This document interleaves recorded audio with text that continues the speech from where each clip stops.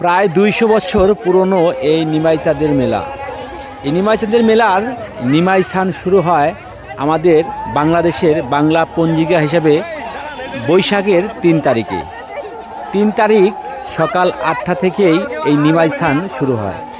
এখানে সনাতন ধর্মের হাজারো হাজারো ভক্তবিন্দু এই নিমাই সানে অংশগ্রহণ করে।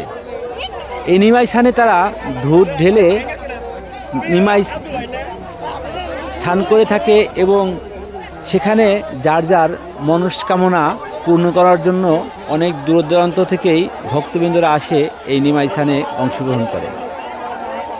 এদের মূল বিষয় হচ্ছে এই নিমাইকে যখন দুধ ঢেলে স্নান করানো হয় তখন কিন্তু ভক্তবৃন্দরাও এই নিমাইয়ের নিচ দিয়ে ডুব দিয়ে কিন্তু স্নান করে নিজেকে পবিত্রতা হিসেবে মনে করে স্নান করে। এবং এখানে শুধু আমাদের এলাকার নয়, বৃহত্তম আকারে কিন্তু এই নিমাই স্নানের অনুষ্ঠানটি করা হয়। দেশ বিদেশে বাংলাদেশের সকল জায়গা থেকে কিন্তু এই স্নানে অংশগ্রহণ করে সনাতন ধর্ম অবলম্বনকারী যারা আছে আমাদের এই বাংলাদেশে।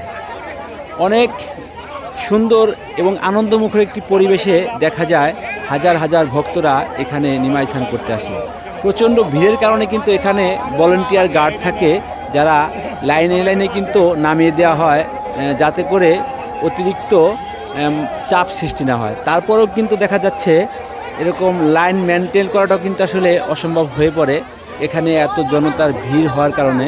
তারপরে মানুষ ধৈর্য ধরে কিন্তু এই নিমাই স্নানে অংশগ্রহণ করে সবাই নিজেকে পবিত্রতা অর্জন করার যে একটা আনন্দ সেটা কিন্তু আসলে এরা করে থাকে সবসময়।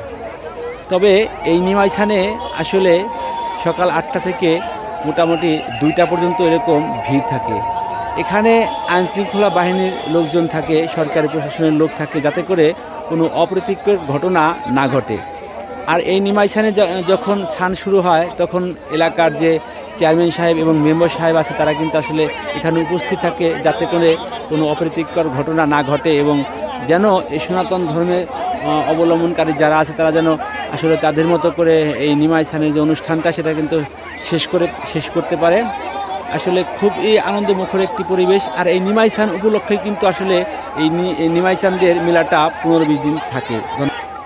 দর্শক, আজকের এই ভিডিওটি যদি ভালো লাগে অবশ্যই আমার চ্যানেলটিকে সাবস্ক্রাইব করে রাখবেন। এরকম নতুন নতুন আপডেট পেতে অবশ্যই কিন্তু আমার এই ইউটিউব চ্যানেলটি অবশ্যই সবুজ টিভি সবাই ফলো রাখবেন দর্শক, এবং ভিডিওটি বেশি বেশি করে শেয়ার করে দেবেন যেন সকল জনগণের কাছে পৌঁছে যায়।